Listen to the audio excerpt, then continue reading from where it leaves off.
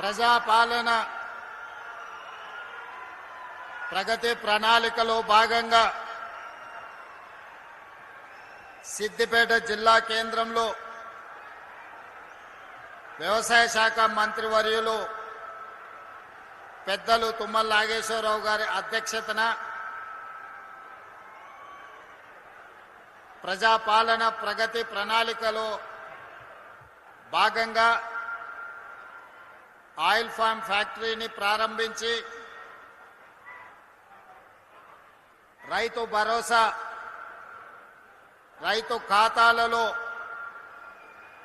దాదాపుగా 3,600 కోట్ల రూపాయలు 70 లక్షల మంది రైతుల ఖాతాలలో వేయడానికి బ్రహ్మాండమైన కార్యక్రమాన్ని ఏర్పాటు చేసి ఈ కార్యక్రమంలో నాతో పాటు జిల్లా ఇన్ఛార్జ్ మంత్రివర్యులు వివేక్ వెంకటస్వామి గారు, ఈ జిల్లా నుంచి ప్రాతినిధ్యం వహిస్తున్న సోదరులు పెద్దలు దామోదర్ రాజ నరసింహ గారు, మరొక మంత్రివర్గ సహచరులు పొంగులేటి శ్రీనివాసరెడ్డి గారు, యువ మిత్రులు, సహచర మంత్రివర్గ సభ్యులు, మీ అభిమాన నాయకులు పొన్నం ప్రభాకర్ గారు,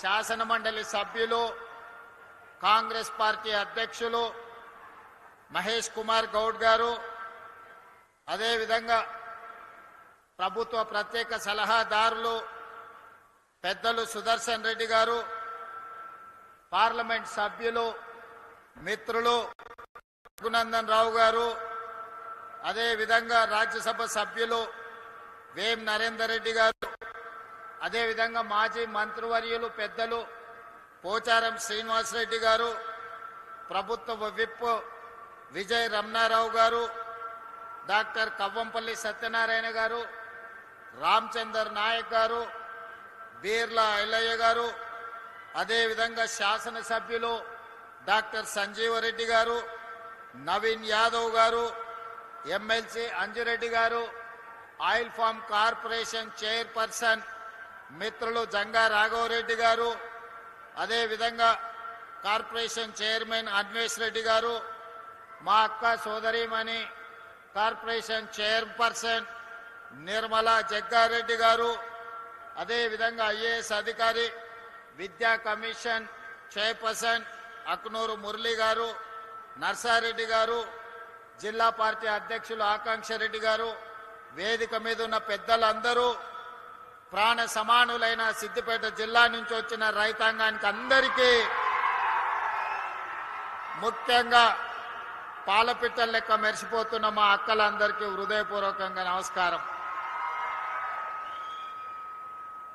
ఈ వ్యవసాయ పండుగ దినాన ఉగాది పండుగ సందర్భంగా ఇంతమంది ఆడబిడ్డలు మొన్న చీర సారె రూపంలో ఈ ప్రభుత్వం ఇందిరమ్మ చీర పెడితే ఆ చీర కట్టుకొని ఈ పండుగ నాడు సోదరుడిని ఆశీర్వదించడానికి వచ్చినందుకు మా ఆడబిడ్డలందరికీ ప్రత్యేకంగా కృతజ్ఞతలు, ధన్యవాదాలు. ఇంతకుముందు మిత్రులు రఘునందన్ రావు గారు ఒక మాట చెప్పిండ్రు, ఎద్దేడ్చిన వ్యవసాయం రైతు ఏడ్చిన రాజ్యం సుభిక్షంగా ఉండదు అని. ఈ నానుడిని మా ప్రభుత్వం, వ్యక్తిగతంగా నేను సంపూర్ణంగా విశ్వసిస్తాను, నమ్ముతాను. అందుకే ప్రజాపాలనలో ఎన్ని సమస్యలు ఎదురైనా, సంక్షేమానికి ఎన్ని ఇబ్బందులు వచ్చినా, ఆర్థిక పరిస్థితులు మమ్మల్ని ఎన్నో రకాలుగా ఇబ్బంది పెడుతున్నా, రైతులకు సంబంధించిన ఏ సంక్షేమ పథకాన్ని కానీ, రైతులకు అందించాల్సిన ఉచిత కరెంటు కానీ ఎక్కడా లోటు రానియకుండా, అదేవిధంగా రైతులు పండించిన పంటను చివరి గింజ వరకు కొనాలి అని కార్యక్రమంగా పెట్టుకొని, కొన్న పంటకు గిట్టుబాటు ధరనే కాదు 500 రూపాయల బోనస్ కూడా ఇచ్చి రైతుల కళ్ళల్లో ఆనందం చూడాలి అని ఈ ప్రభుత్వం నిరంతరం తాపత్రయపడుతుంది, ప్రయత్నం చేస్తుంది. అందులో భాగంగానే ఈనాడున్న ఆర్థిక పరిస్థితులు అభివృద్ధి కార్యక్రమాలకు అవరోధంగా మారిన బట్టి విక్రమార్క గారితో మాట్లాడి రైతులకు మనం ఇస్తున్న రైతు భరోసా పెంచడమే కాదు, వాళ్లకు ఈరోజు సిద్దిపేట గడ్డ మీద నుంచి రైతు భరోసా నిధులను విడుదల చెయ్యాలని ఇంతకుముందు కంప్యూటర్లో తుమ్మల నాగేశ్వరరావు గారు ఇతర సహచర మంత్రివర్గ సభ్యుల సమక్షంలో 70 లక్షల మందికి 3,600 కోట్ల రూపాయలు దాదాపుగా ఇవాళ బటన్ నొక్కితే రేపటిలోగా మీ ఖాతాలలో ప్రతి రైతుకు 70 లక్షల మంది రైతుల ఖాతాలలో రైతు భరోసా నిధులు పడతాయి. అదే విధంగా ఇంకా మిగిలిన 5,400 కోట్ల రూపాయలు 20 రోజుల్లో ఇంకొక 2,700 కోట్లు, అక్కడి నుంచి ఇంకొక 20 రోజుల్లో ఇంకో 2,700 కోట్లు, దాదాపుగా ఇవాళ మార్చి 22 తారీఖు నాడు మనం ఉన్నాం. 45 రోజుల్లో 9,000 కోట్ల రూపాయల రైతు భరోసా 70 లక్షల రైతుల ఖాతాలలో వేసి రైతుల కళ్ళల్లో ఆనందం చూడాలి. ఈ ప్రగతి ప్రణాళికలో రైతుల సంక్షేమం కోసం పనిచేయాలని మా ప్రభుత్వం దీక్ష భూని ఈనాడు సిద్దిపేట జిల్లాకు వచ్చి ఈ కార్యక్రమాన్ని ప్రారంభించుకున్నాం. మిత్రులారా, నేను ఎక్కువ వివరాలు చెప్పదలుచుకోలేదు, కానీ కొన్ని వాస్తవాలను మీ ముందు ప్రస్తావించాల్సిన అవసరం ఉన్నది. 114 నెలలు చంద్రశేఖరరావు గారు పెద్దలు ముఖ్యమంత్రిగా పనిచేసిండ్రు. వారు పెట్టిన ఖర్చు సరాసరి రైతుల కోసం పెట్టిన ఖర్చు 2,533 కోట్లు ప్రతి నెల ఖర్చు పెడితే, ఈనాడు మాన ప్రభుత్వం వచ్చి 28 నెలలైతే ఈ 28 నెలల సరాసరి ప్రతి నెల 5,500 కోట్ల రూపాయలు ఈ రోజులో రైతు సంక్షేమం కోసం ఈ రోజు మన ప్రభుత్వం ఖర్చు పెడుతున్నది. ఈనాడు రైతులకు ఇస్తున్న 24 గంటల ఉచిత కరెంటు కావచ్చు, రైతులకు అందిస్తున్న గిట్టుబాటు ధర కావచ్చు, రైతులు పండించిన సన్న వడ్లకు 500 రూపాయల బోనస్ కావచ్చు, రైతు రుణమాఫీ కావచ్చు, రైతు భరోసా కావచ్చు, రైతు బీమా కార్యక్రమాలు కావచ్చు. మీకు అకాల వర్షాలు వరదలు వస్తే ముఖ్యంగా కామారెడ్డి ప్రాంతంలో ఏ అకాల వర్షం వచ్చినా, ఏ వడగండ్ల వాన పడ్డా ముఖ్యంగా కామారెడ్డి ప్రాంతంలో రైతులకు కష్టాలు వస్తున్నాయి. ఇసుక మేటలు వేరినాయి. మొన్నటిసారి వచ్చిన తుఫాన్లో మీ జిల్లాలో చాలా దగ్గరలో చెరువులు తెగిపోతే ఈడ కాలువలు ఇసుక మేటలు పేరితే నేనే స్వయంగా వచ్చిన. ఆ సందర్భంగా మిత్రుడు రఘునందన్ రావు గారు కూడా కొన్ని సమస్యల్ని మా దృష్టికి తీసుకురావడం జరిగింది. ప్రతి దగ్గర రైతుకు పంట నష్టం జరిగితే, అకాల వర్షాలు వచ్చినా, వరదలు వచ్చినా, వడగండ్ల వానబడ్డా రైతుకు ఎకరాకు 10,000 రూపాయల లాగా నష్ట పరిహారాన్ని అందించి ఈనాడు రైతులను ఆదుకుంటే ఈ 28 నెలల్లో దాదాపుగా 1,30,40,000 కోట్ల రూపాయలు కేవలం రైతుల కోసమే ఖర్చు పెట్టి, ఇది రైతు ప్రభుత్వం, రైతు రాజ్యం అని చెప్పి రైతును రాజును చెయ్యాలని ఈనాడు మన ప్రభుత్వం ప్రయత్నం చేస్తుంది. మీ ఆశీర్వాదం, మీ అండదండలు ఉండడంతో ఈనాడు ఈ కార్యక్రమాన్ని అద్భుతంగా ముందుకు తీసుకెళ్తున్నాం. అదేవిధంగా మిత్రులారా, ఇంతకుముందు తుమ్మల నాగేశ్వరరావు గారు ఒక మాట చెప్పిండ్రు. ఈరోజు కేవలం వరి, ఈరోజు రాష్ట్రము చిన్నదైనా భారతదేశంలో ఈ 2 సంవత్సరాలు ప్రతి పంట మొట్టమొదటి స్థానం భారతదేశంలో తెలంగాణ రాష్ట్రం ముందు నిలబడ్డది వరి పండించడంలో. పోయిన సంవత్సరం 2,58,00,000 మెట్రిక్ టన్నుల వరి ఉత్పత్తి చేసి దేశంలోనే నెంబర్ 1 రాష్ట్రంగా ఈనాడు తెలంగాణ రాష్ట్రం నిలబడ్డది. కానీ ఈనాడు మా రైతులను చైతన్యం కలిగిన నిజామాబాద్, అదేవిధంగా మెదక్ జిల్లా ప్రాంత రైతాంగాన్ని నేను ఈ వేదిక మీద నుంచి విజ్ఞప్తి చేయదలుచుకున్నా. ఒకనాడు ఈ ప్రాంతంలో నిజాం సర్కారు ఉన్నప్పుడే నిజాం చక్కెర కర్మాగారాన్ని కట్టడం జరిగింది. ఈ ప్రాంతంలో రైతులు కమర్షియల్ క్రాప్లు పండించడంలో చాలా చైతన్యం కలిగిన వాళ్ళు. ఈ ప్రాంతంలోనే చెరుకు పండించేది, ఈ ప్రాంతంలోనే సోయాబీన్ పండించేది, ఈ ప్రాంతంలోనే మొక్కజొన్న పండించేది, ఈ ప్రాంతంలోనే ఎర్రజొన్నలు పండించేది, ఈ ప్రాంతంలోనే మీరు పసుపు పండించేది. ఆనాడు పెద్దలు చెప్పేవాళ్ళు, నేను నిజామాబాద్ వెళ్ళినప్పుడు, ఒకప్పుడు 1 క్వింటాల్ పసుపు మార్కెట్లో అమ్మితే తులం బంగారం కొనుక్కొని ఇంటామ కోసం తీసుకొచ్చేది అని. మరి ఇవాళ తులం బంగారం ఏమో 2 లక్షలు అయింది. పసుపుకు మాత్రము ఈరోజు ధరలు లేవు. కానీ ఈనాడు వ్యవసాయంలో మార్పు రావాలి. ఈరోజు పామాయిల్ ఫ్యాక్టరీని దాదాపుగా 750 కోట్ల రూపాయలతోని ఈనాడు కార్పొరేషన్ ఆధ్వర్యంలో ఈరోజు ప్రారంభించుకున్నాం. తుమ్మల నాగేశ్వరరావు గారు, రఘునందన్ రావు గారు చెప్పినట్టు తెలంగాణ రాష్ట్రంలో పామాయిల్ పంట ఈనాడు 3 లక్షల ఎకరాలకు చేరింది. 3 లక్షల ఎకరాలు కాదు, 10 లక్షల ఎకరాల పామాయిల్ పండించినా కొనడానికి ప్రభుత్వం సిద్ధంగా ఉంది. మీకు లాభసాటి వ్యవసాయంగా మారుతుంది. రైతును పంట మార్పిడిలోకి రావాల్సిందిగా నేను విజ్ఞప్తి చేస్తున్నా. ఇవాళ వేదిక మీద వరంగల్ రైతులు ఉన్నారు, రాజకీయ నాయకులు ఉన్నారు, ఖమ్మం జిల్లాకు సంబంధించిన వాళ్ళు ఉన్నారు, నల్గొండకు సంబంధించిన వాళ్ళు ఉన్నారు. మీరు ఖమ్మం వరంగల్ ప్రాంతానికి పోతే మీకు పత్తి పండుతుంది, మిర్చి పండుతుంది. నల్గొండకు వస్తే వడ్లతో పాటు కొన్ని కందులు పండుతాయి. ఆ నుంచి మా మహబూబ్నగర్కు వస్తే పచ్చజొన్నలు, సజ్జలు, కందులు పండుతాయి. మా దగ్గర దోసకాయలు పండుతాయి. రంగారెడ్డి జిల్లాకు వస్తే, వికారాబాద్ రంగారెడ్డి జిల్లాకు వస్తే ఇవాళ భారతదేశానికి మంచి కందిపప్పు ఆ ప్రాంతంలో పండిస్తున్నాం. ఈరోజు రంగారెడ్డి జిల్లాలో ద్రాక్ష తోటలు కానీ, కూరగాయలు కానీ, పాలకూర కానీ, మెంతం కూర కానీ, ఈరోజు కొత్తిమీర కట్టలు కానీ, ఒకప్పుడు ద్రాక్ష తోటలు కానీ రంగారెడ్డి జిల్లా చుట్టూతో ఉండేది. పాడి పరిశ్రమ ఉండేది. ఆర్టీసీలో బస్ ఎక్కితే వనస్థలపురం హయత్ నగర్ నుంచి పాల క్యాన్లతోని, కూరగాయల తట్టలతోటి పండ్లు, ఫలాలు, కూరగాయలు తీసుకొని మా రైతులు ఆర్టీసీ బస్సులో హైదరాబాద్కు అమ్మనికి వచ్చేది. కాలం మారింది, రియల్ ఎస్టేట్ పెరిగింది, పంట తోటలు అన్నీ కూడా లేఅవుట్లు అయిపోయినాయి, ప్లాట్లు అయిపోయినాయి. ఇవాళ ఎక్కడ చూసినా పాలు ఎక్కడి నుంచో కొనుక్కుంటున్నాం, కూరగాయలు విదేశాల నుంచి తెచ్చుకుంటున్నాం, కోడిగుడ్లు పక్క రాష్ట్రం నుంచి తెచ్చుకుంటున్నాం, తమిళనాడు నుంచి. మరి చికెన్ కావాలంటే ఒక దగ్గర పోతున్నాం, పాలు కావాలంటే చిత్తూరు పోతున్నాం, కూరగాయలు కావాలంటే ఇంకో రాష్ట్రం పోతున్నాం. ఇట్లా ఏది చూసినా ఇవాళ ఇతర ప్రాంతాల నుంచో, ఇతర జిల్లాల నుంచో, ఇతర రాష్ట్రాల నుంచో, ఇతర దేశాల నుంచో దిగుమతి చేసుకునే పరిస్థితి వచ్చింది. దీనికి కారణం ఏందో మా రైతన్నలను ఆలోచన చేయమంటున్నా. మా తుమ్మల నాగేశ్వరరావు గారికి నేను సూచన చేస్తున్నా, రైతుల చైతన్యం తీసుకురావాలి. రైతులు పండించే వడ్లు ఒక్కటే మన సమస్యకు పరిష్కారం కాదు. ఇవాళ వరి పండిస్తే వ్యవసాయ రైతుకు కష్టం తక్కువ ఉందని వరి పండిస్తుండ్రు, వరి కొంటున్నాం. కానీ భారతదేశంలో ఈరోజు ఈ దేశానికే కాదు, ప్రపంచంలో అన్ని దేశాలకు మన దగ్గర పండించిన వడ్లు, బియ్యం సరఫరా చేసినా ఇంకా మిగిలిపోయే పరిస్థితి ఉంది.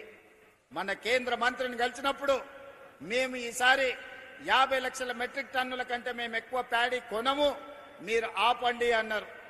ఇప్పటికే ఈ సంవత్సరం 71 లక్షల మెట్రిక్ టన్నుల వడ్లు మనం కొన్నాం.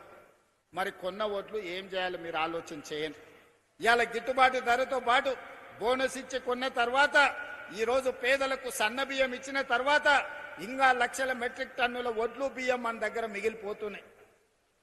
ఈరోజు విదేశాలకు ఎగుమతి చేద్దామంటే సరైన గిట్టుబాటు ధర లేదు, లాభసాటిగా లేదు, సమస్యలు వస్తున్నాయి.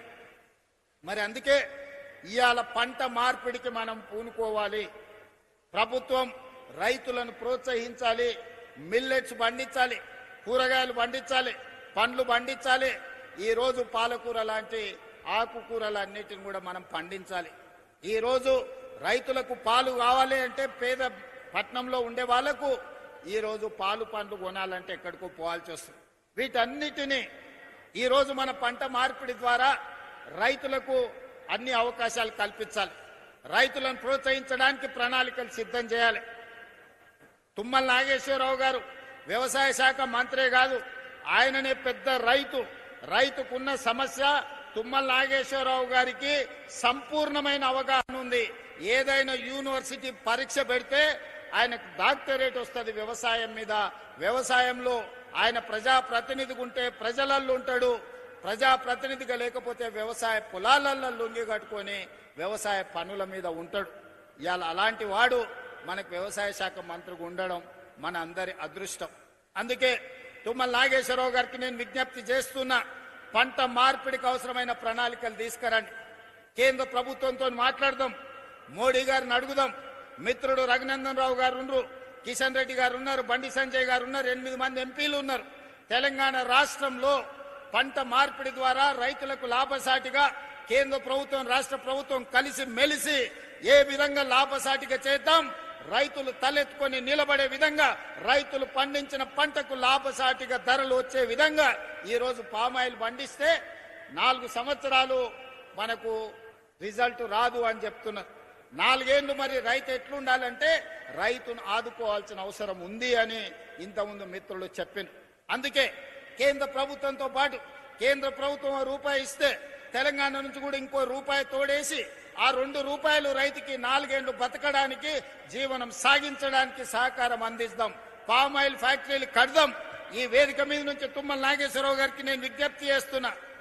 మా కొడంగల్ అత్యంత వెనుకబడిన ప్రాంతం, అమాయకులు మంచోళ్ళు, అడగడం కూడా రానోళ్ళు. అందుకే ఇవాళ నేను బాధ్యత ఎక్కువ తీసుకోవాల్సి వచ్చింది. చాలా రోజుల నుంచి ఉపాసం అన్నారు, ఒంటి పూట తిని బతికాను. ఇప్పుడన్నా నేను ఉన్నప్పుడన్నా 2 పూటల భోజనం పెట్టి పొద్దుటి పూట కొంచెం టిఫిన్ పెడితే మా రైతులు మా ప్రాంత ప్రజలు కొంత బాగుపడతారు. అందుకే తుమ్మల నాగేశ్వరరావు గారికి వేదిక మీద నుంచి విజ్ఞప్తి చేస్తున్నా. సిద్దిపేటలో కట్టిన ఈ ఫ్యాక్టరీ కొడంగల్ నియోజకవర్గంలో కూడా ఇట్లాంటిది ఒక ఫ్యాక్టరీ కట్టండి, మా రైతులకు ఉపయోగపడుతుంది. దయచేసి తుమ్మల గారు, అదేవిధంగా మిత్రులు దామోదర్ రాజనరసింహ గారు, మహబూబ్ నగర్ జిల్లా ఇన్ఛార్జ్ మంత్రివర్యులు వారు దామోదర్ రాజనరసింహ గారు ఒక్కసారి సమీక్ష చేసి ఇంత మంచి ఫ్యాక్టరీని నా నియోజకవర్గంలో కట్టడానికి దామోదర్ రాజనరసింహ గారిని, తుమ్మల నాగేశ్వరరావు గారిని విజ్ఞప్తి చేస్తున్నా. ఇది మంచి లాభసాటి వ్యవసాయం. ఇలాంటివి వస్తే, ఇలాంటి పరిశ్రమలు వస్తే మన పిల్లలు చదువుకోవడానికి, మన కుటుంబం బాగుపడడానికి, మనం ఒక మంచి ఇల్లు కట్టుకోవడానికి, మనం మంచి కారు కొనుక్కోవడానికి ఎవరి దగ్గరను పోయి చేయి ఆపాల్సిన అవసరం లేదు. ఇవాళ పెద్దలు సుదర్శన్ రెడ్డి గారు ఉన్నారు. మనందరికీ తెలుసు, మనం అంకాపూర్ చికెన్ అని తింటుంటాం అప్పుడప్పుడు. అంకాపూర్ అమెరికాలో లేదు, నిజామాబాద్లో ఉంది అంకాపూర్ అనే ఊరు. ఆ కాలంలో మారుతి కార్లు వచ్చినప్పుడు ఊరంతా వ్యవసాయం చేసుకునే రైతులు అందరూ పోయి మారుతి కార్లు కొనుక్కొని వచ్చారు. వ్యవసాయము లాభసాటిగా అంకాపూర్ వాళ్ళు అంటే మా మహేష్ గౌడ్ గారు అంటుంటారు, మీరు వ్యవసాయం నేర్చుకోవాలంటే మా అంకాపూర్ వచ్చి చూడండి అని. సంతోషమే, చూస్తాం. కానీ తెలంగాణలో 12,702 గ్రామ పంచాయతీలు ఉన్నాయి. ప్రతి గ్రామ పంచాయతీ ఒక అంకాపూర్ కావాలి. ప్రతి రైతు వ్యవసాయంలో సంపాదించి, వ్యవసాయంలో పంట పండించి కారు కొనుక్కునే స్థాయికి రావాలి.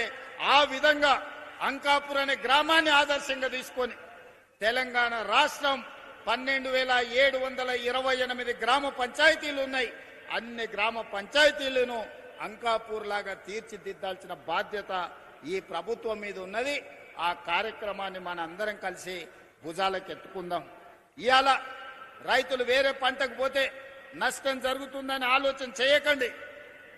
ఇవాళ మిల్లెట్స్ అని, ఆర్గానిక్ ఫుడ్ అని ఈరోజు రకరకాల పండ్లు కూరగాయలు ఎక్కడెక్కడి నుంచో కొనుక్కుంటున్నాం. అదే మన దగ్గర పండించుకుంటే లాభసాటిగా ఉంటుంది, ఎక్కడికో వెళ్లాల్సిన పని లేదు. ఇవాళ అమెరికన్ రీసెర్చ్ సెంటర్ ఇక్రిసైట్ వచ్చి మీ దగ్గరనే పెట్టారు. ఎందుకు ఇక్రిసైట్ ఇక్కడ పెట్టారు? వ్యవసాయ పరిశోధన కేంద్రాన్ని అమెరికా ప్రభుత్వం హైదరాబాద్లో మెదక్ జిల్లాలో పెట్టిందంటే ఇక్కడ సారవంతమైన భూములు ఉన్నాయి. ఈ సారవంతమైన భూములు ఒక్కొక్క జిల్లా ఒక్కొక్క పంటకు ప్రతిదీ, ఒక్కొక్క జిల్లాలో, ఒక జిల్లాలో చెరుకు పండితే, ఒక జిల్లాలో పత్తి పండితే, ఒక జిల్లాలో మిర్చి పండితే, ఒక జిల్లాలో పసుపు పండితే, ఓ జిల్లాలో కందులు పండితే, ఓ జిల్లాలో ఎర్రజొన్నలు పండితే, ఓ జిల్లాలో ద్రాక్ష తోటలు పండుతాయి, ఓ జిల్లాలో టమాటాలు పండితే, ఇంకొక జిల్లాలో వంకాయలు పండుతాయి, దోసకాయలు పండుతాయి, బెండకాయలు పండుతాయి. తెలంగాణ సారవంతమైన భూమి. ఈ సారవంతమైన భూమికి పనిచేసే కష్టపడే రైతు అవసరం ఉంది. ఇవాళ ఫ్యాక్టరీలు, పెద్ద పెద్ద ఉద్యోగాలు, ఐటీ కొలువుల కంటే కూడా 2 ఎకరాల వ్యవసాయంలో అంతకంటే ఎక్కువ సంపాదించడానికి అవకాశం ఉన్నది. అందుకే ప్రభుత్వాలు కూడా వినూత్నంగా ఆలోచన చేయాలి. ప్రభుత్వాలు సాంకేతిక నైపుణ్యాన్ని రైతులకు అందుబాటులోకి తీసుకురావాలి, రైతులకు అవగాహన కల్పించాలి, రైతులకు విత్తనాలు ఇవ్వాలి, రైతులు పంట పండించడానికి అవకాశం ఇవ్వాలి. రైతు పండించిన పంటను ప్రభుత్వం అమ్మడానికి అవసరమైన కొనుగోలు కేంద్రాలను ఏర్పాటు చేయడమే కాకుండా అంతర్జాతీయ మార్కెట్లో మన రైతులు పండించిన పంటలు ఎగుమతి చేసుకోవడానికి ప్రభుత్వం బాధ్యత తీసుకొని ఎగుమతి చెయ్యాలి. దానికి సంబంధించి మన ప్రభుత్వం ప్రయత్నం చేస్తుంది. నాకు కావాల్సిందంతా వయసు ఉంది, ఓపిక ఉంది, అవగాహన ఉంది. తెలివంది అడిగి తెలుసుకుంటా. నాకు తెలుసని నేను గొప్పలకు ఓను. తెలివంది ఏమని ఉంటే తెలుసుకుంటా. నేను తెలుసుకున్నది మీతో పంచుకుంటా. నేను మీతో పంచుకున్నది మీరు పంట పండిస్తే తెలంగాణ అద్భుతమైన తెలంగాణ, బంగారు తెలంగాణ అంటే గిదే బంగారు తెలంగాణ. తెలంగాణలో పంటే ప్రతి పంట, ప్రతి గింజ బంగారు తెలంగాణలో భాగస్వాములను చేస్తుంది అని చెప్పి ఈనాడు మా రైతాంగం అందరూ కూడా కదిలి రావాలి. ముఖ్యంగా మా అన్నలు నగదు ఉంటే సాయంత్రం బెల్ట్ షాప్కి ఇచ్చొస్తారు. కానీ ఆ నగదు మా అక్కల దగ్గర ఉంటే ఇంటికి ఉపయోగపడుతుంది, పిల్లల చదువులకు ఉపయోగపడుతుంది, వ్యవసాయంలో ఎరువులు ఏమైనా కొనుక్కోవడానికి ఉపయోగపడుతుంది. అందుకే ఈనాడు మహిళల ప్రాతిపదికన ఇవాళ రేషన్ కార్డు ఇచ్చిన మహిళలకే, సన్న బియ్యం ఇచ్చిన మహిళలకే, ఇందిరమ్మ ఇల్లు ఇచ్చిన మహిళలకే, ఇందిరమ్మ ఇంట్లో 200 యూనిట్లు ఉచిత కరెంట్ ఇచ్చిన మా ఆడబిడ్డల కళ్ళల్లో వెలుగు చూడాలనేదే ఇవాళ ఏ సంక్షేమ పథకం ఇచ్చినా ఈనాడు మహాలక్ష్మి ద్వారా ఆర్టీసీ బస్సుల్లో ఉచిత ప్రయాణం చేస్తున్నారని అంటున్నారు. అవును, మీ తమ్ముడు ఉన్నాడు కాబట్టే ఇవాళ 28 నెలల్లో ఎన్నడన్నా ఎవరన్నా ₹1 అడిగినరా? అక్క బస్సు ఎక్కితే ఎవరన్నా రూపాయి అడిగిర్రా? ప్రారంభించినాడు మా ఎమ్మెల్యేమ్మ అడిగింది, యశస్విని రెడ్డి. మరి పైసలు అడిగితే ఎట్లా అని నేను చెప్పిన, ప్రతి ఆడబిడ్డను హ్యాండ్ బ్యాగ్లో మీ సోదరుడు ఫోటో పెట్టుకొని ఆ కండక్టర్కి నా టికెట్ పైసలు అడితే మా తమ్ముడు పట్నం వాళ్ళు ఉంటాడు, పోయి తెచ్చుకోపు అని చెప్పమని చెప్పిన. ఈ 2 ఏళ్లలో మా అక్కలు చెప్పాలి. అంతకుముందు అమ్మగారి ఇంటికి పోవాలంటే ఇంటి ఆయనను అడగాల్సిన పరిస్థితి. అమ్మవారిని దర్శించుకోవాలంటే ఏం పోతావు లేమ్మా అంటే బాధపడి ఇంట్లో ఉండేది. ఇవాళ అమ్మగారి ఇంటికి పోవాలన్నా, అమ్మవారిని దర్శించుకోవాలన్నా ఇంటి ఆయన బాయ్ కాడుకో ఇంటికి వచ్చే లోపల పోయి చూసి మళ్ళీ ఇంటికి వచ్చి రావచ్చు. మళ్ళీ ఎప్పటిలాగే ఈటీవీ మా టీవీ సీరియల్ చూడవచ్చు. అవునా? మరి ఇవాళ ఆర్టీసీ బస్సుల ఉచిత ప్రయాణానికి 9,000 కోట్ల రూపాయలు మన ప్రభుత్వం ఖర్చు పెట్టింది. ప్రతి నెల మా ఆడబిడ్డల బస్సు ఉచిత ప్రయాణానికి 350 కోట్ల రూపాయలు నెల నెల టంచన్గా ఆర్టీసీకి ఇచ్చి నష్టాలలో ఉండి ఆత్మహత్యలు చేసుకుంటున్న ఆర్టీసీ కార్మికులను 50,000 కుటుంబాలను ఇవాళ ఈ పథకం ద్వారా మనం ఆదుకోవడం జరిగింది. ఉచిత ప్రయాణమే కాదు, ఈనాడు 1000 బస్సులను కొని 1000 బస్సులకు మహిళా సంఘాలను ఈ రోజు యజమానులను చేసి ఆర్టీసీకే కిరాయికి పెడితే మా పొన్నం ప్రభాకర్ గారు నెల నెల మా బిడ్డల ఆడబిడ్డలకు ఈ రోజు ఆర్టీసీ బస్సు యజమానులను చేస్తే బరాబర్ కిరాయి పైసలు కట్టే పరిస్థితి వచ్చింది. ఇవాళ పెద్ద పెద్ద కంపెనీలు కాదు, ఈ రోజు మా ఆడబిడ్డలే 1000 బస్సులకు యజమానులైన. ఉచిత ప్రయాణమే కాదు, బస్సులకు మా ఆడబిడ్డలు యజమానులైన. ఇవాళ మా ఆడబిడ్డల్ని పెట్రోల్ బంకులు పెట్టించిన స్వయం సహాయక సంఘాలకు ఈ రోజు మా నారాయణపేటలో అదేవిధంగా ఇతర ప్రాంతాలలో ఇవాళ ఆడబిడ్డలకు పెట్రోల్ బంకులు ఇచ్చినాం, మీరు స్వయంగా నడుపుకోండి అని చెప్పినాం. ఇవాళ 67 లక్షల మంది ఆడబిడ్డలు స్వయం సహాయక సంఘాలలో సభ్యులుగా ఉన్నారు. అందుకే నేను ఒక మాట చెప్పిన, మా అధికారులకు ఆదేశాలు ఇచ్చిన 2034 సంవత్సరం లోపల 1 కోటి మంది సభ్యులను చెయ్యాలి. 1 కోటి మందిని కోటీశ్వరులను చేసే వరకు విశ్రమించేదే లేదు. ఆడబిడ్డల కోసం ఈ ప్రభుత్వం పని చేస్తుందని చెప్పినాం. మా అక్కలందరికీ నేను సూచన చేస్తున్నా, ఇవాళ మీరు 67 లక్షల మంది సభ్యులు ఉన్నారు. దీన్ని 1 కోటి మందిని చేసే బాధ్యత ప్రతి సంఘం సభ్యురాలు బాధ్యత. ముఖ్యంగా పట్టణాలలో తక్కువ చేరింది, పల్లెటూర్లలో 90% చేరింది, కానీ పట్నంలో తగ్గిరు. పట్నంలో కూడా సంఘం సభ్యులను పెంచండి. ఇప్పటి వరకు 28 నెలల్లో 57,000 కోట్ల రూపాయల బ్యాంకు లింకేజ్ ఇచ్చి 0 వడ్డీ మీద 1,350 కోట్ల రూపాయలు ఇవాళ బ్యాంకులకు మన ప్రభుత్వం కట్టింది. ఇవాళ మీరు ధైర్యంగా బ్యాంకుల లింకేజ్ తీసుకోండి, వ్యాపారాలు చేయండి, ఆర్థికంగా ఎదగండి. మీకు అండగా ఈ ప్రభుత్వం నిలబడుతుంది. ఒకనాడు సోలార్ విద్యుత్ అంటే తుమ్మల నాగేశ్వరరావు గారు, ఒకప్పుడు సోలార్ విద్యుత్ అంటే అదానీ అంబానీలే ఉండేది. కానీ ఇవాళ సోలార్ విద్యుత్ అంటే 1000 మెగావాట్లకి యజమానులు మా ఆడబిడ్డలైనరు. ఇవాళ అదానీ అంబానీతోని మా ఆడబిడ్డలు సోలార్ విద్యుత్ ఉత్పత్తి చేస్తే రాష్ట్ర ప్రభుత్వం కొనుగోలు చేస్తుంది. ఇవాళ మా ఆడబిడ్డలకు తెలియని వ్యాపారం లేదు, వ్యాపారంలో మెలకువలు లేవు. అందుకే హైటెక్ సిటీ పక్కన మైక్రోసాఫ్ట్, ఇన్ఫోసిస్ లాంటి ఐటీ కంపెనీలు ఉన్నాయన్నారు. మరి శిల్పారామం పక్కన 3.5 ఎకరాలు 1000 కోట్ల భూమి, 106 స్టాల్స్ మా ఆడబిడ్డలకిచ్చి వాళ్ళు తయారు చేసే వస్తువులన్నిటినీ ప్రపంచానికి అమ్మే విధంగా ప్రదర్శించే విధంగా ఇవాళ ఇందిరా మహిళా శక్తి సెంటర్ ని హైటెక్ సిటీ పక్కన ఆడబిడ్డలకు ఇచ్చినాం.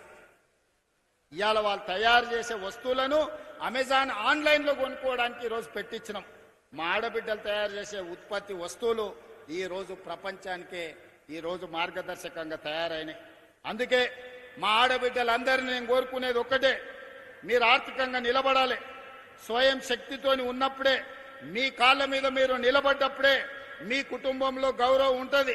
భర్త అయినా కొడుకైనా ఆడబిడ్డ చేతిలో నగదు ఉన్నప్పుడు ఇచ్చే మర్యాద వేరు.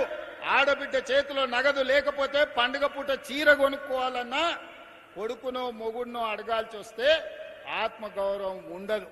అందుకే ఇవాళ మీ సోదరుడిగా తెలంగాణ రాష్ట్ర ముఖ్యమంత్రిగా అహర్నిశలు మీకోసం కష్టపడతా, మీకోసం పనిచేస్తా, మీకోసం నిలబడతా, మీ సోదరుడిగా నిలబడతా. మీరు నిలబడండి, మీరు ఎదగండి.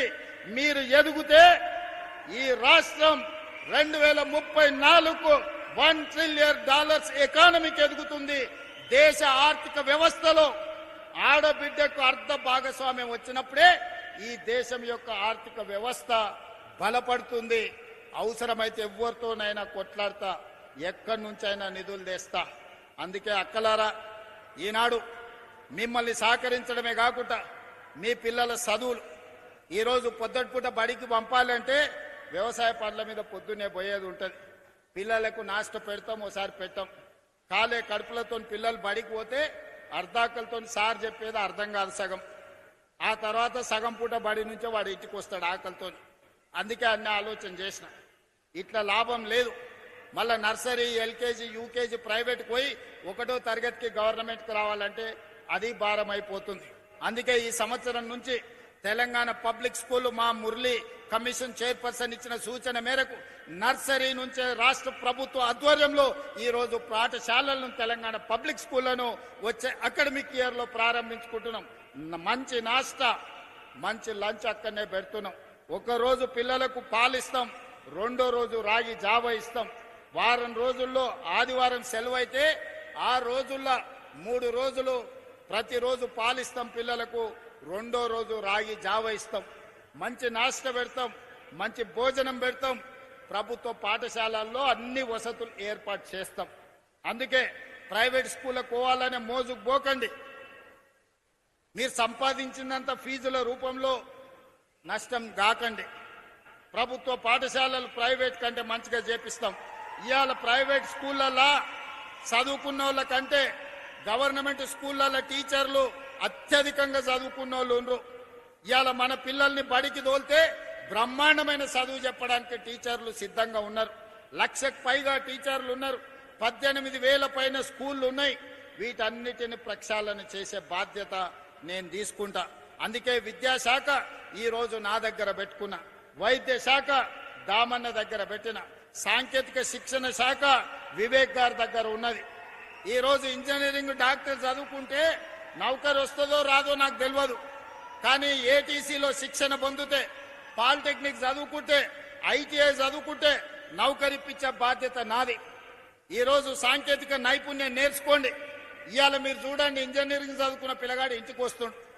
మంచి డ్రైవరో, ప్లంబరో, ఎలక్ట్రీషియనో, ఏసీఓ, లేకపోతే ఇంటీరియర్ డెకరేటర్సో మంచి పని నేర్చుకున్నానికి అంతెందుకు మా అక్కలు బ్యూటీ పార్లర్లో కూడా ఈరోజు పని నేర్చుకుంటే బ్రహ్మాండంగా నెలకు 40-50 వేలు సంపాదించుకుంటారు.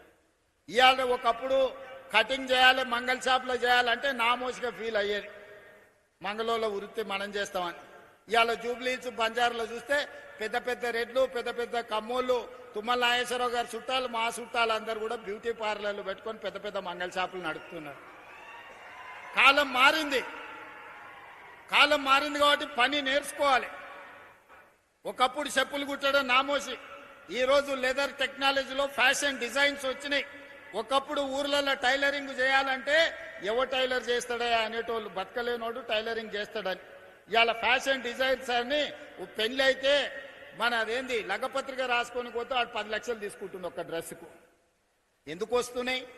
పని నేర్చుకుంటూ వస్తున్నాయి. శిక్షణ కావాలి, దానికి చదువు అక్కర్లేదు.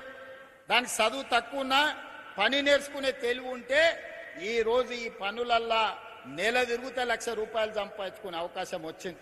అందుకే ఏటీసీలో చదువుకునే పిల్లలకు మా వివేకన్న సూచన మేరకు ప్రతి నెల ₹2,000 స్కాలర్షిప్ ఇస్తాం.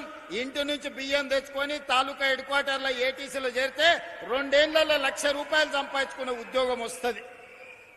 అందుకే మా పిల్లలకి ఈరోజు నేను సూచన చేస్తున్న యువకులకు కాళ్ళ మీద నిలదొక్కోండి, మీ తెలివితేటల్ని ప్రదర్శించండి. ఇవాళ రేపు పాడేటోళ్ళకి ఎన్ని అవకాశాలు వచ్చినా యూట్యూబ్లో ఎన్ని పైసలు సంపాదించుకుంటారు. ఈరోజు టాలెంట్ ఉంటే ప్రపంచం మీ ముందు తల వంచి నిలబడుతుంది. ఒకప్పుడు లేదు. ఒకప్పుడు ఇంటర్ చదువుకోవాలి, డిగ్రీ చదువుకోవాలి, పీజీ చదువుకోవాలి, పిహెచ్డి చేయాలి, అప్పుడు వచ్చి చిన్న నౌకరు చేయాలి. ఇవాళ రేపు 12 తర్వాత మాట్లాడడానికే నేర్చుకొని 3 భాషలు వస్తే నువ్వు పని నేర్చుకున్నావు అంటే ఎవరైనా నీ దగ్గరికి ఏడున్నా ఎత్తుకుంటా మన దగ్గరకు వచ్చే పరిస్థితి ఉంది.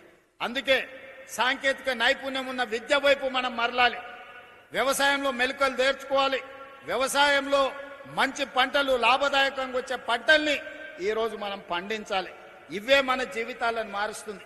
ఇవే మన జీవితాలలో మార్పు తీసుకొస్తాయి. అందుకే నేను ఈ వేదిక మీద నుంచి రాజకీయాలు మాట్లాడదలుచుకోలే. ఎన్నికలప్పుడే రాజకీయాలు. ఎన్నికలప్పుడు పోటీ ఎన్నికల్లో నిలబడ్డప్పుడు రఘునందన్ రావు గారిని ఓడగొట్టాలని నేనే ఈడ మస్తుగా తిరిగిన. ఎన్నికలు అయిపోయినాయి, మీరు అందరు తీర్పు ఇచ్చిండ్రు. ఆయన ఎంపీ అయిండు, నేను ముఖ్యమంత్రి అయినా. మేమిద్దరం ఈరోజు సమన్వయం చేసుకుంటే మీ ప్రాంతం అభివృద్ధి జరుగుతుంది. ఇవాళ సిద్దిపేట ప్రాంతంలో సమస్యలు చెప్పిండు, దుబ్బాక ప్రాంతంలో సమస్యలు చెప్పిండు, ఈరోజు ఇతర ప్రాంతాల సమస్యలు చెప్పిండు. ముఖ్యమంత్రిగా నా బాధ్యత ఎంపీ గారు నా దృష్టికి తీసుకొచ్చిన సమస్యల్ని పరిష్కరించడం. అందుకే ఈరోజు ఇక్కడనే కాదు, రేపు ఎరువులు, ఇజ్రాయెల్ ఇరాన్ యుద్ధం జరుగుతుంది. యుద్ధం అక్కడ జరిగితే మనకేందని మన ఎరువులు మొత్తం విదేశాల నుంచే రావాలి, గ్యాస్ అక్కడి నుంచే రావాలి. ఈరోజు మనకు రాబోయే రోజుల్లో యూరియా కొరత వచ్చేటట్టు కనిపిస్తున్నది. యుద్ధం కొనసాగితే యూరియా సమస్య వస్తుంది. కానీ మనకి ఇక్కడ రామగుండం ఫర్టిలైజర్ కార్పొరేషన్ ఉన్నది, ఉత్పత్తి చేస్తుంది. మన దగ్గర ఉత్పత్తి చేసేది మొత్తం మనకే ఇవ్వాలి. దీనికి సంబంధించి తుమ్మల నాగేశ్వరరావు గారికి నేను సూచన చేస్తున్నా, ఒక డెలిగేషన్ తీసుకొని మన ఎంపీలతో పాటు బీజేపీ ఎంపీలను కిషన్ రెడ్డి గారిని కూడా సహకారం తీసుకొని కేంద్ర మంత్రి దగ్గరకు వచ్చి రేపు యుద్ధం ద్వారా మన ప్రాంతంలో ముఖ్యంగా ఎరువుల కొరత, యూరియా కొరతను ఎదుర్కోవడానికి అత్యధికంగా మన రాష్ట్రానికి తెచ్చుకోవడానికి మిత్రులు రఘునందన్ రావు గారిని, కిషన్ రెడ్డి గారి సహకారంతో నరేంద్ర మోడీ గారితో మాట్లాడి ఈరోజు తెలంగాణ రాష్ట్రానికి అత్యధికంగా యూరియా తెచ్చుకునే ప్రయత్నం చేద్దాం. ఎందుకంటే మన రైతులు అత్యధికంగా వరి పండిస్తున్నారు. వరి వేసిందంటే యూరియా కావాల్సిందే. ఈరోజు నానో యూరియా వచ్చింది, శ్రీనివాసరెడ్డి గారు చెప్తున్నారు. దానికి కూడా మనం కొంత మారాలి. రాబోయే సమస్యను ముందుగానే ఊహించి రేపు ఖరీఫ్ పంటల్లో యూరియా సమస్య రాకుండా మనం చర్యలు తీసుకోవాలి. ఇవన్నీ చేయాలంటే రాజకీయ సమన్వయం ఉండాలి. ఎన్నికలు వచ్చినప్పుడు కొట్లాడుకుందాం, ఎన్నికలు వచ్చినప్పుడు పోటీ పడదాం, ఎన్నికలు వచ్చినప్పుడు ఎట్లా గెలవాలనో చూద్దాం. ఎన్నికలు అయిపోయిన తర్వాత అభివృద్ధి కోసమే అంకితం అవుదాం. అభివృద్ధికి సంబంధించిన కార్యక్రమాలను కలిసి కట్టుగా సాధించుకుందాం. దీని ఎవరికి లొంగినట్టో, ఎవరో వంగినట్టో కాదు. మోడీ గారు వస్తే నేనెళ్తా, నేను వస్తే రఘునందన్ రావు గారు వస్తారు. ఇది ఒక మంచి రాజకీయ సాంప్రదాయం. ఈ సాంప్రదాయాన్ని కొనసాగించాలి. ఇవాళ ఈ ప్రాంతంలో ఉన్న ఎమ్మెల్యేలు వచ్చినా మాకు ఎలాంటి అభ్యంతరం లేదు. ఈ వేదిక మీద నుంచి మీ సమస్యలు చెప్తే తప్పకుండా ఈ ప్రభుత్వం పరిష్కరిస్తుంది. ఇవాళ గజ్వేల్లో మనం తెలంగాణ పబ్లిక్ స్కూల్ ఇచ్చినాం. ఈ ప్రాంతంలో young India integrated residential schools ఇచ్చినాం. ఇవాళ వివేక్ గారిని అడిగిన, సిద్దిపేటకి ఇందిరమ్మ ఇండ్లు ఇచ్చినామా అని. 3500 ఇండ్లు ఈ సిద్దిపేట అసెంబ్లీకి ఇచ్చినాం, గజ్వేల్ అసెంబ్లీకి ఇచ్చినాం, సిరిసిల్ల అసెంబ్లీకి ఇచ్చినాం. నాకు కేటీఆర్ తోనో, హరీష్ తోనో, చంద్రశేఖరరావు గారితోనో రాజకీయంగా భిన్నాభిప్రాయాలు ఉండొచ్చు. కానీ అక్కడ కూడా పేదోళ్ళు ఉన్నారు, అక్కడ కూడా దళితులు ఉన్నారు, అక్కడ కూడా గిరిజనులు ఉన్నారు, అక్కడ కూడా బలహీన వర్గాలు ఉన్నారు. వీళ్ళని దృష్టిలో పెట్టుకుంటే వాళ్ళకి అన్యాయం జరుగుద్ది. అందుకే ఇవాళ సిరిసిల్ల, సిద్దిపేట, గజ్వేల్ కూడా ప్రతి నియోజకవర్గానికి 3500 ప్రకారం 10,500 ఇండ్లు ఈ 3 అసెంబ్లీ నియోజకవర్గాలలో ఇచ్చి మా నిజాయితీ చూపించుకున్నాం. ఈ పరిశ్రమ ఇవాళ సిద్దిపేటలో ఉంది. నేను కావాలంటే 2024లోనే ఈ పరిశ్రమ పనులు ప్రారంభమైనాయి. నేను ముఖ్యమంత్రి అయినాకనే తుమ్మల నాగేశ్వరరావు గారి పని మొదలు పెట్టారు. కావాలంటే ఇది నేను కొడంగల్కు తీసుకుపోతుంటేనా? ఎందుకు ఇక్కడ కట్టించినాం? ఇక్కడ రైతుల కోసం కట్టించినాం. ఇక్కడ ఉండే ఎమ్మెల్యే కోసం కట్టలే, ఎమ్మెల్యే ఉన్నాడని తరలించలే. ఇవాళ సిద్దిపేటలో కట్టిన తర్వాతనే నా కొడంగల్కి ఇంకొక పరిశ్రమ ఇయ్యమని మా మంత్రులను నేను అడుగుతున్నా. నేను వివక్ష చూపియను. వివక్ష అని చెప్తున్నారు తప్పు. ఒకవేళ వివక్ష గురించి చర్చించాల్సి వస్తే 2014 నుంచి 2024 వరకు మీరు కొడంగల్కి ఎన్ని నిధులు ఇచ్చిండ్రు, ఈ 24 నెలల నేనెన్ని ఈ ప్రాంతానికి నిధులు ఇచ్చినో మొత్తం లెక్క తీద్దాం. వివక్ష మా ఇంట వంట లేదు. మిమ్మల్ని చూసి ప్రజల్ని అంచనా వేయం. ప్రజలతో మాకు ప్రత్యక్ష సంబంధం ఉంది. పేదల పట్ల మాకు ప్రేమ ఉంది, పేదల పట్ల అభిమానం ఉంది. ఆ పేదల కోసం పనిచేస్తాం తప్ప రాజకీయ నాయకుల కోసం పనిచేయం. మీరు అట్లా చేసిండ్రు కాబట్టి మేము కూడా అట్లనే ఉంటామని అనుకుంటే అట్లాంటి ఆలోచనలని దూరం పెట్టమని చెప్పి నేను విజ్ఞప్తి చేస్తున్న ఈ శాసనసభ్యుడికి. రాజకీయాలు ఎన్నికలు వస్తే ఓకే, ఎన్నికలు పోటీ పడదాం. ఎవరేందో ప్రజలు తీర్పిస్తారు. నువ్వు చెప్పేది నువ్వు చెప్తావు, నేను చెప్పేది నేను చెప్తా. చివరికి ప్రజలు తీర్పిస్తారు. 2014, 2018 కూడా మేము పోటీ పడ్డాం. ఆనాడు మీకు ఇచ్చిన అధికారం. 2023లో మీరు మేము పోటీ పడ్డాం, కానీ అధికారం మాకిచ్చిండ్రు. 2029లో మళ్ళీ మాకే ఇస్తారు. కాకపోతే ఆ ఎల్లా సిద్దిపేట నుంచి ఎమ్మెల్యేని గెలిపించండి. సిద్దిపేట నుంచి గెలిచిన ఎమ్మెల్యేను మా పెద్దలు దామోదర్ రాజనరసింహ గారు, మా వివేక్ వెంకటస్వామి గారు మంత్రిని చేయించే బాధ్యత వాళ్ళిద్దరు తీసుకుంటారు. 2029 ఎన్నికలలో సిద్దిపేటలో గెలిచే ఎమ్మెల్యేను వాళ్ళిద్దరు మంత్రిని చేసే బాధ్యత తీసుకుంటారు. ఈ వేదిక మీద నుంచి నేను మీకు మాట ఇస్తున్నా. ఈ ప్రాంతంలో 1984 నుంచి 2029 వరకు ఒకే కుటుంబం ప్రజలలో ఉన్నారు.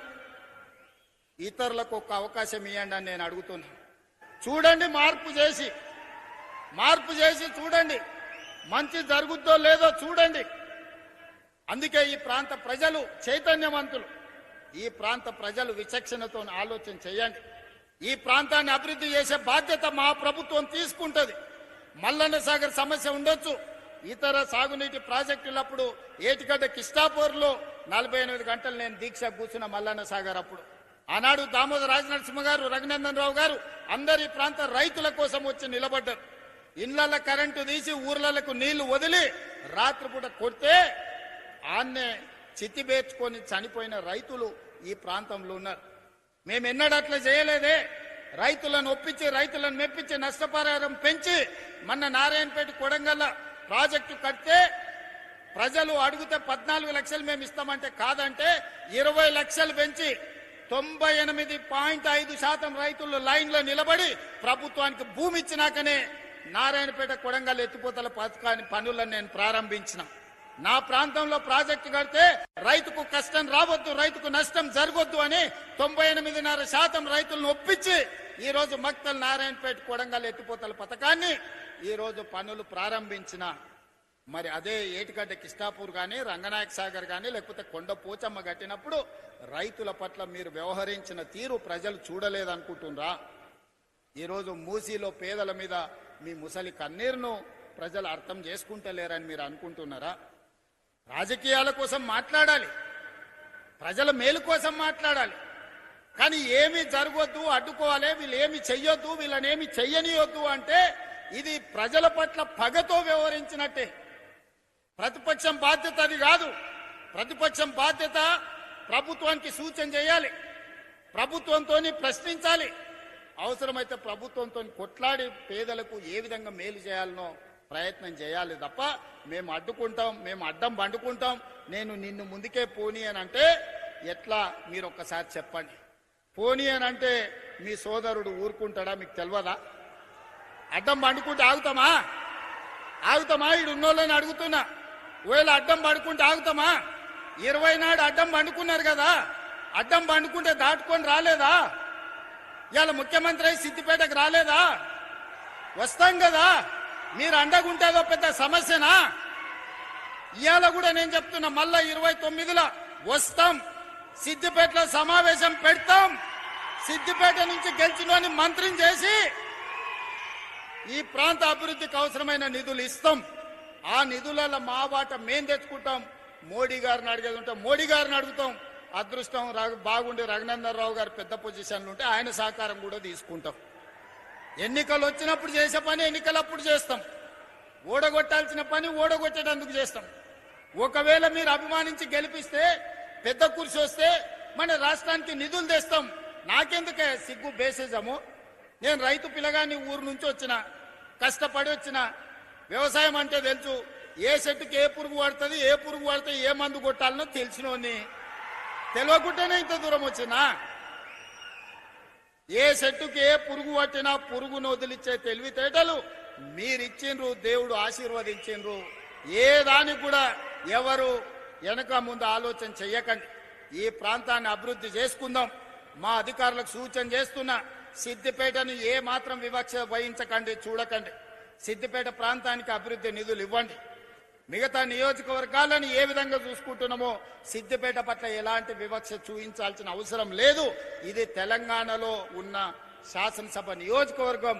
119 శాసనసభ నియోజకవర్గాలను సమాన దృష్టితో చూస్తాం. మాలాకటి వెనకబడ్డోళ్ళము, ఆకలైనోళ్ళము, ఒంటిపూట తిన్నోళ్ళము, ఓ బుక్క ఎక్కువ తింటే మీరు కూడా అయ్యే ఇన్ని రోజులు ఉపాసం పడినంటే ఇప్పుడు ఓ బుక్క తింటుండని మీరు కూడా జర్ర చూసి చూడనట్టు ఉండరు. ఎందుకంటే మేము జొన్న రొట్టెలు కందిపప్పు తిని బతికినోళ్ళం. ఇప్పుడే జర తెల్లపువ్వ తిని చికెన్ మటన్ తినే కాడికి వచ్చిన జర ఆకలి ఉంటుంది. కొడంగల్కు నిధులు ఇస్తున్నా అంటే మరి నేను ముఖ్యమంత్రి అయినా అడగరా? ఊరికి పోతే అడగరా? ఏం తెస్తావు అన్నా, నిన్ను ముఖ్యమంత్రిని చేస్తే మరి ఏమన్నా తెచ్చినావంటే నేను ఏమన్నా చెప్పాలి కదా. పిల్లగాడు దుబాయ్ పోతాడు పని చేయనికి, అమ్మనాయనం చూడడానికి వస్తే ఏమన్నా బట్టలు, అన్నదమ్ములకు బట్టలు అద్దాలు తెచ్చిండని చూడరా? చూస్తారా? చూడరా? మీరు అందరూ గట్లనే మరి పిల్లగాడు ఉపయోగపడి బయటకు పోయి ఎదిగిండు అని అంటే ఆడ నుంచి ఏదన్నా ఆశిస్తారు. ఏమన్నా చేస్తే చేసినా కానీ మీకు అన్యాయం చెయ్యను. మనందరం కలిసి బాగా పనిచేసుకుందాం. మీరందరూ అండగా నిలబడండి.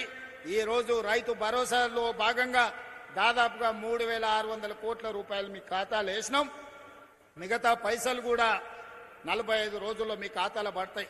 పోయినసారి మన దగ్గర నగదు ఉండే 9 రోజుల్లోనే 9,000 కోట్ల రూపాయలు రైతు భరోసా నిధులను మీ ఆయల్లో మీ ఖాతాలో వేసినాం. మీ అకౌంట్లో ఒక్కసారి చూసుకోండి. మొదలు పెట్టి చివరికి 9 రోజుల్లో 9,000 కోట్ల రూపాయలు ఆయల్లో వేసినాం. ఆయల్లో ఉన్నాయి కాబట్టి మీకే వడ్డిచ్చినాం. ఇవాళ కొంచెం వెనుక ముందుంది కాబట్టి 45 రోజుల్లో 9,000 కోట్ల రూపాయలు రైతుల ఖాతాలో వేసి రైతును రాజును చేసే బాధ్యత నాది, మా ప్రభుత్వాన్ని. మీరు ఆశీర్వదించండి, అండగా నిలబడండి. అభివృద్ధి పదం వైపు తెలంగాణ రాష్ట్రాన్ని నడిపించుకుందామని తెలియజేస్తూ మీ అందరి దగ్గర సెలవు తీసుకుంటున్నా. ధన్యవాదాలు మిత్రులారా.